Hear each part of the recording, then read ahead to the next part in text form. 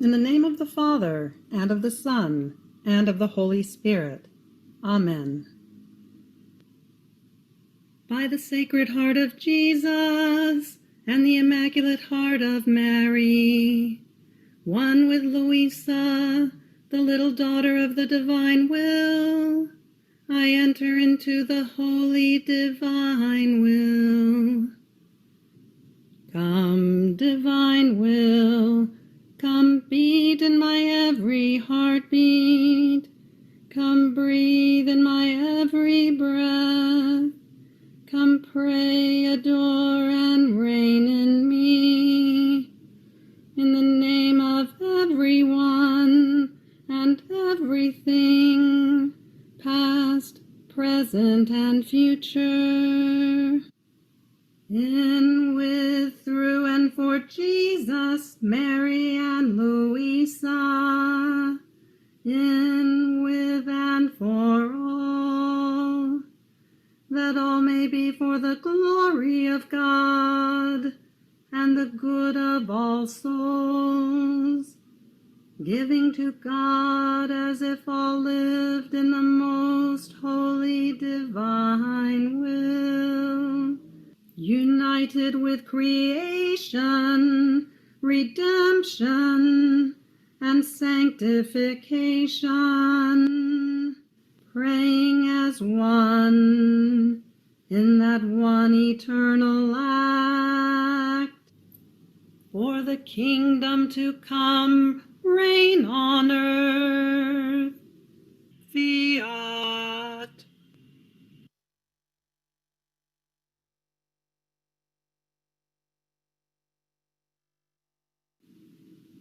Book of Heaven, Volume 11, Part 2. February 28, 1912. The sign in order to know whether one loves only Jesus. How the one who loves him is united with him.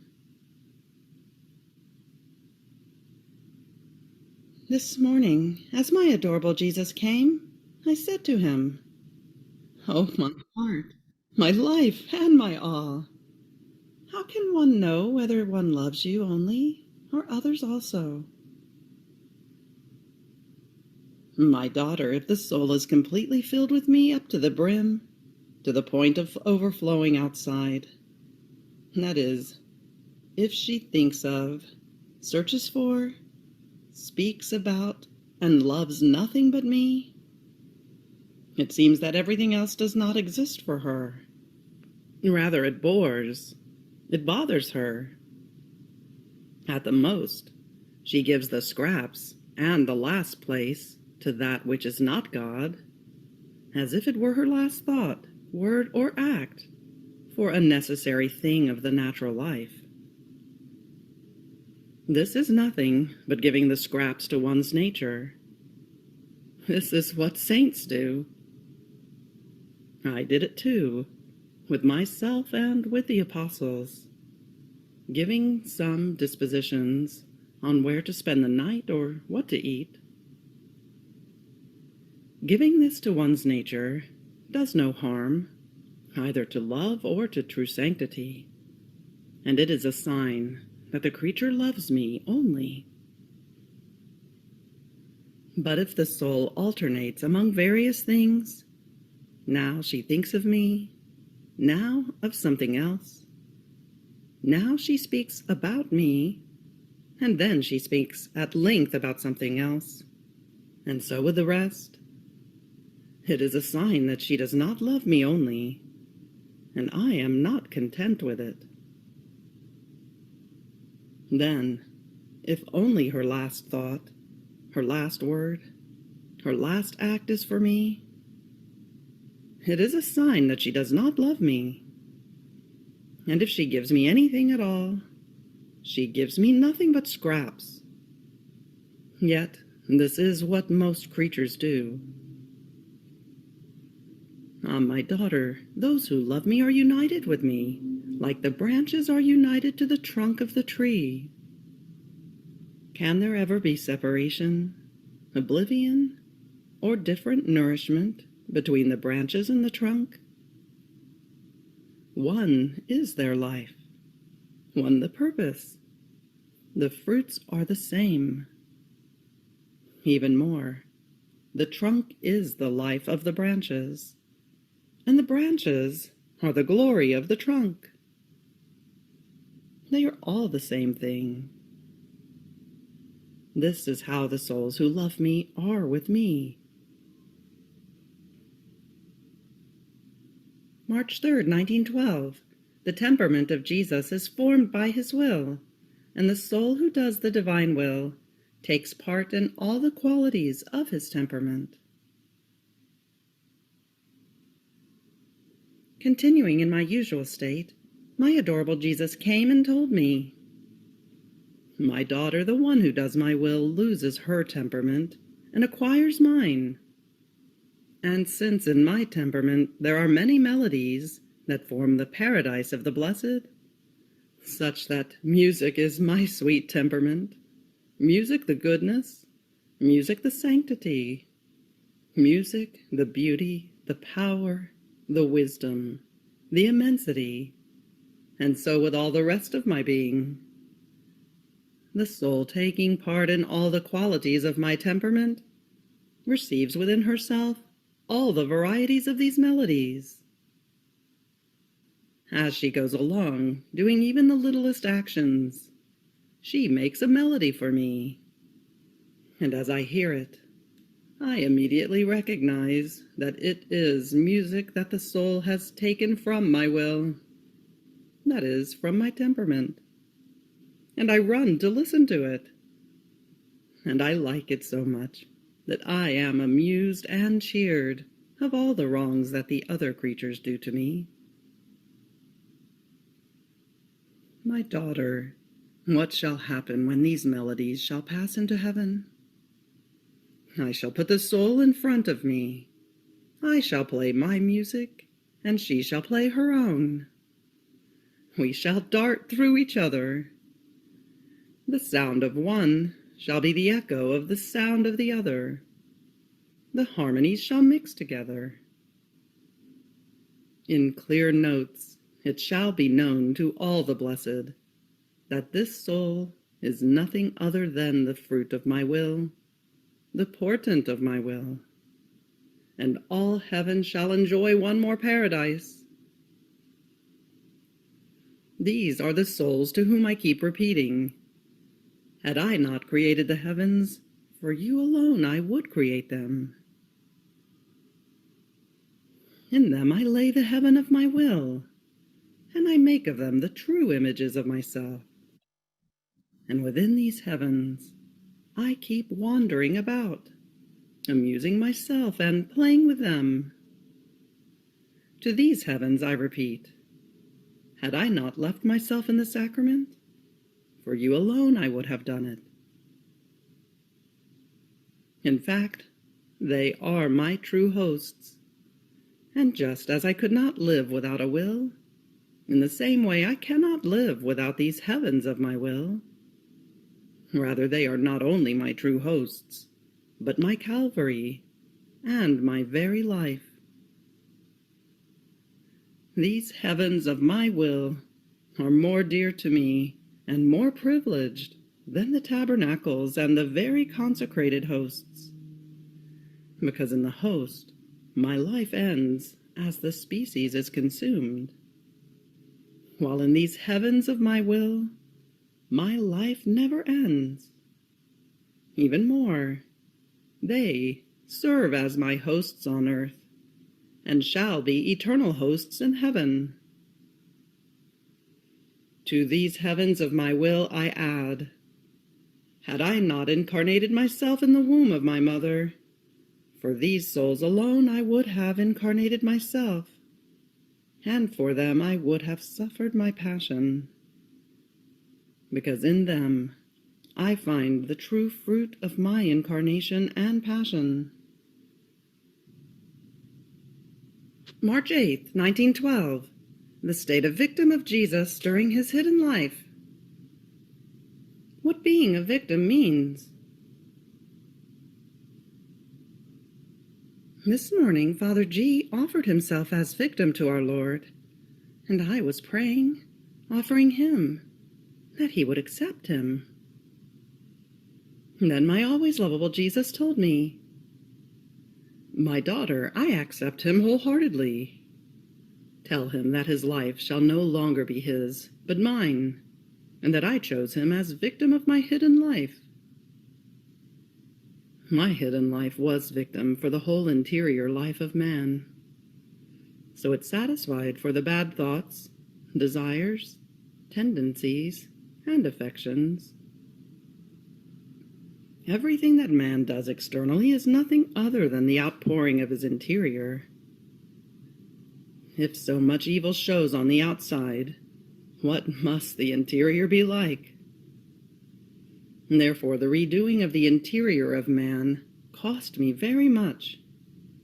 It is enough to say that it took me as long as 30 years. My thought, my heartbeat, breath, and desire were always intent on running close to the thought, heartbeat, breath, and desire of man in order to repair them, satisfy for them, and sanctify them. So I choose him as victim for this point of my hidden life, and I want all his interior united with me and offered to me to satisfy me for the evil interior of other creatures.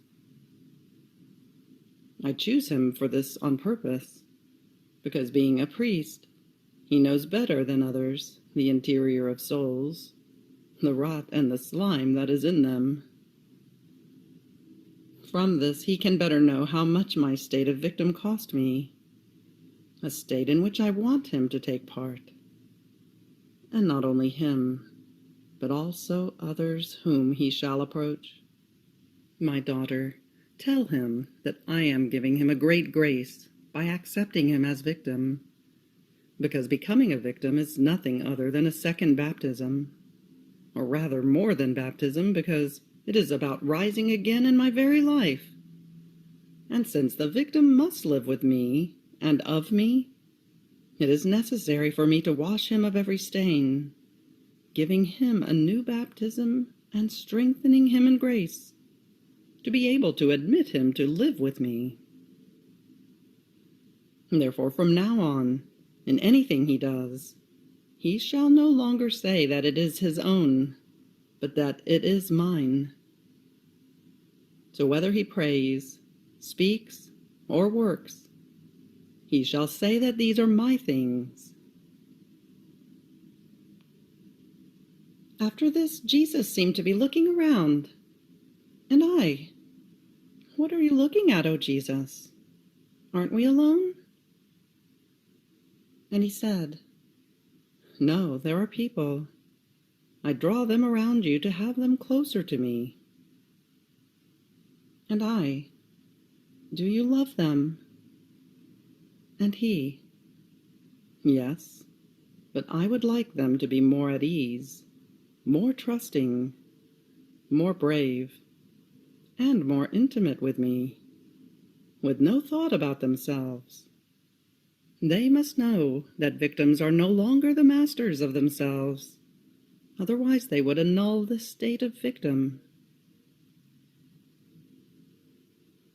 Then, having to cough a little, I said, "Jesus, let me come soon.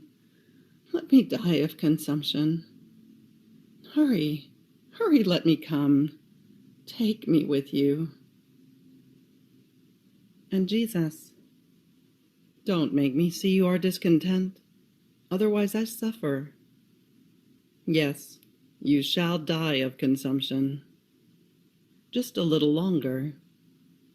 And if you shall not die of corporal consumption, you shall die of the consumption of love.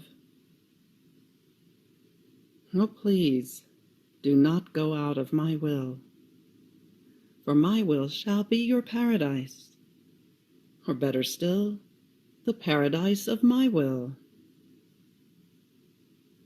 For as many days as you shall be on earth, so many paradises shall I give you in heaven." March 13th, 1912. The baptism of victim is baptism by fire and has effects superior to the baptism by water. Jesus continues to speak about the state of victim, telling me, "My daughter, the baptism at birth is by water. Therefore it has the virtue of purifying, but not of removing tendencies and passions. On the other hand, the baptism of victim is baptism by fire. Therefore it has not only the virtue of purifying, but of consuming any passion and evil tendency. Even more, I myself baptize the soul, bit by bit. My thought baptizes the thought of the soul. My heartbeat baptizes her heartbeat. My desire, her desire, and so on. However, this baptism is carried out between myself and the soul, according to whether she gives herself to me, without ever taking back what she has given me. This is why, my daughter, you do not feel evil tendencies and the like. It comes from your state of victim, and I tell you this for your consolation. So tell Father G to be well attentive, for this is the mission of missions, the apostolate of apostolates. I want him always with me, and all intent within me." March 15th, 1912. The divine will is the sanctity of sanctities. The souls who live in the divine will are true living hosts. Continuing in my usual state, I felt a great desire to do the most holy will of blessed Jesus. And he, on coming, told me, "My daughter, my will is the sanctity of sanctities. The soul who does my will, however small, ignorant, unknown, leaves the other saints behind in spite of their prodigies, sensational conversions, and miracles. Rather, in comparison, the souls who do my will are queens, and it is as if all the others were at their service. It seems that the souls who do my will do nothing, while they do everything, because being in my will, they act in a divine manner, in a hidden and surprising way. So, they are light that illuminates. They are winds that purify. They are fire that burns. They are miracles that make others do miracles. Those who do miracles are channels, but in these souls resides the power. Therefore, they are the foot of the missionary, the tongue of the preachers, the strength of the weak, the patience of the sick, the regime of the superiors, the obedience of the subjects, the tolerance of the slandered, the firmness in dangers, the heroism of the heroes, the courage of the martyrs, the sanctity in the saints, and so with all the rest. Being in my will, they concur with all the good that can exist both in heaven and on earth. This is why I can surely say that they are my true hosts, but living hosts, not dead ones. In fact, the accidents that form the host are not full of life, nor do they influence my life. But the soul is full of life, and by doing my will she influences and concurs with all that I do. This is why these hosts, consecrated by my will, are more dear to me than the very sacramental hosts. And if I have reason to exist in the sacramental hosts, it is to form the sacramental hosts of my will. My daughter, I take such delight in my will that in simply hearing one speak about it, I feel overjoyed, and I call the whole of heaven to make feast. Imagine yourself what shall become of those souls who do it. In them I find all the contentments, and to them I give all the contentments. Their life is the life of the blessed. Two things only do they cherish, desire, and yearn: my will and love. They have little to do, while indeed they do everything. The virtues themselves remain absorbed in my will and in love, and so they have nothing to do with them any more, since my will contains, possesses, and absorbs everything, but in a way that is divine, immense, and endless. This is the life of the blessed. March 20th, 1912. Everything is in giving oneself to Jesus, and in doing His will always and in everything.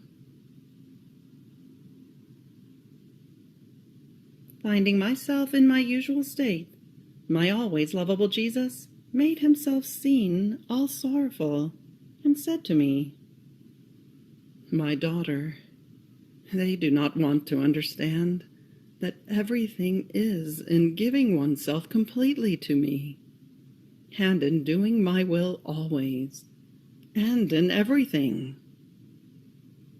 Once I have obtained this, I myself keep pushing the souls, saying to each one of them, 'My daughter, take this enjoyment, this comfort, this relief, this refreshment.' With this difference, if they had taken those things before, giving themselves completely to me and doing my will always and in everything, those would have been human things. But afterwards, they are divine. And since they are my things, I no longer feel jealous, and I say to myself, if she takes illicit pleasure, she takes it because I want it. If she deals with people, if she converses licitly, it is because I want it. If I did not want it, she would be ready to stop everything. Therefore I put things at her disposal, because everything she does is the effect of my will, no longer of her own. Tell me, oh my daughter, what have you lacked since you gave yourself completely to me? I have given you my tastes, my pleasures, and all of myself for your contentment. This in the supernatural order, but in the natural order also, I have not allowed you to lack anything. Confessors, communions, and all the rest. Rather, since you wanted me alone, you did not want the confessors so often, but wanting everything in abundance for the one who wanted to deprive herself of everything for me, I did not listen to you. Daughter, what pain I feel in my heart in seeing that souls do not want to understand this, even those who are said to be the most good.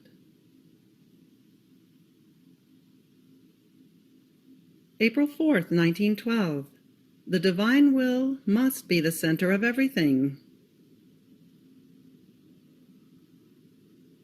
This morning, my always lovable Jesus came and told me, "My daughter, my will is the center.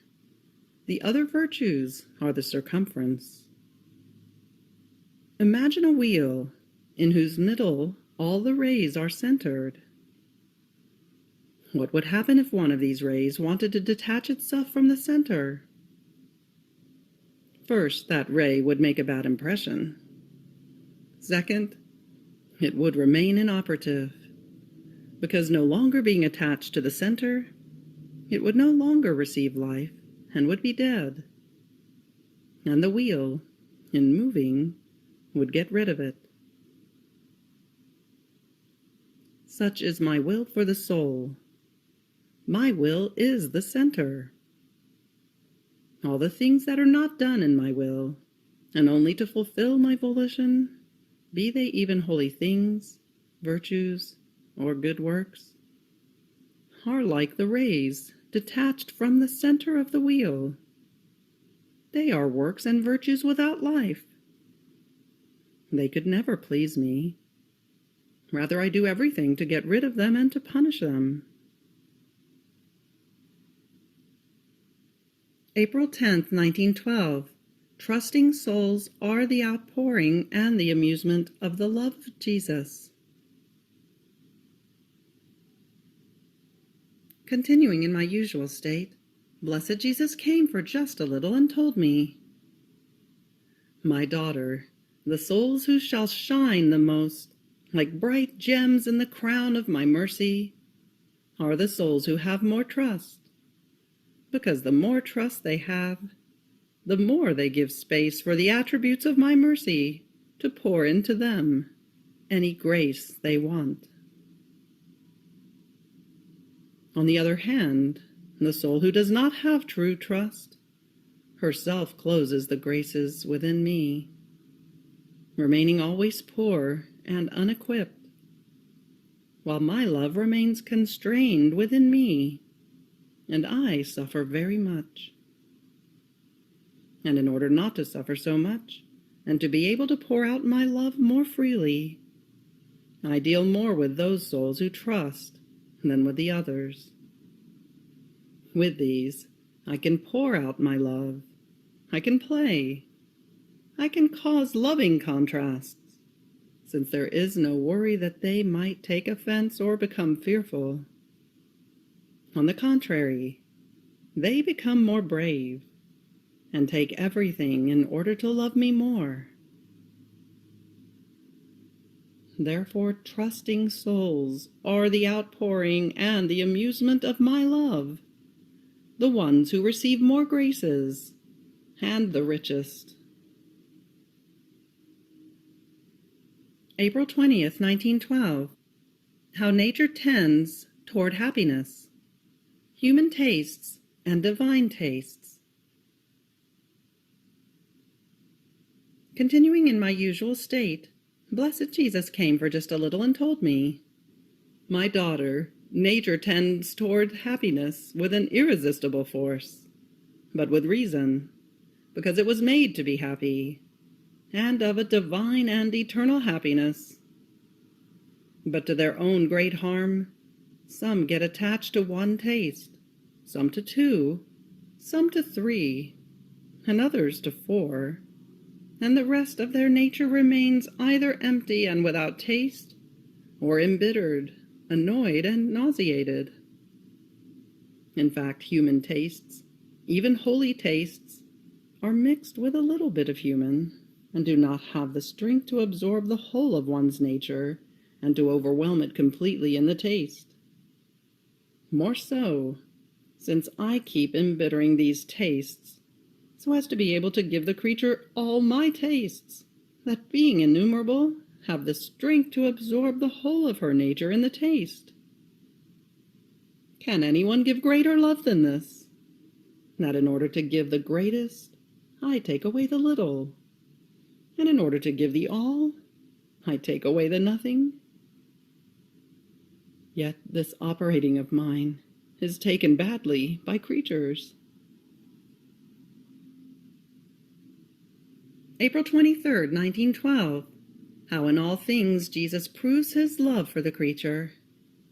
True sanctity is in doing the divine will and in reordering all things in Jesus. As I was in my usual state, Blessed Jesus came for a little and told me, "My daughter, sometimes I allow fault in a soul who loves me, in order to clasp her more tightly to myself, and to oblige her to do greater things for my glory. In fact, the more I give to her, permitting even fault, in order to be moved to greater compassion for her miseries, and to love her more, filling her with my charisms, the more I compel her to do great things for me, These are the excesses of my love. My daughter, my love for the creature is great. Do you see how the light of the sun invades the earth? If you could make many atoms out of that light, in those atoms of light you would hear my melodious voice, and one after the other they would repeat to you, I love you, I love you, I love you, in such a way as to give you no time to count them. You would remain drowned inside love. And indeed, I love you. I love you in the light that fills your eyes. I love you in the air you breathe. I love you in the whistling of the wind that touches your hearing. I love you in the warmth and in the cold felt by your touch. I love you in the blood that flows in your veins. My heartbeat says, I love you, in the beating of your heart. I repeat to you, I love you, in each thought of your mind. I love you in each action of your hands.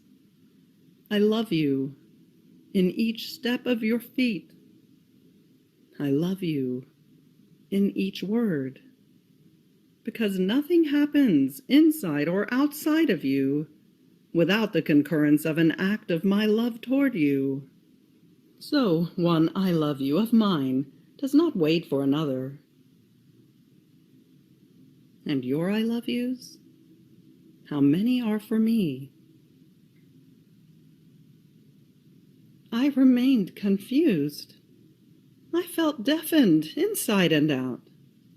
Full chorus by the I love yous of my sweet Jesus, while my I love yous were so scarce, so limited, that I said, Oh, my lover Jesus, who can ever match you? But with what I have said, it seems that I have said nothing of all that Jesus made me understand. Then he added, True sanctity is in doing my will, and in reordering all things in me. Just as I keep everything in order for the creature, so should the creature order all things for me and in me. My will keeps all things in order. You have reached the end of the Book of Heaven, Volume 11, Part 2. Fiat. Dearest Lord Jesus, I thank you for your lessons of today. Free me from living one single instant outside of your will. Have pity on me, and do not permit that I either know or acquire any other life except that of your divine will. Fiat et Amen. In the name of the Father, and of the Son, and of the Holy Spirit. Amen.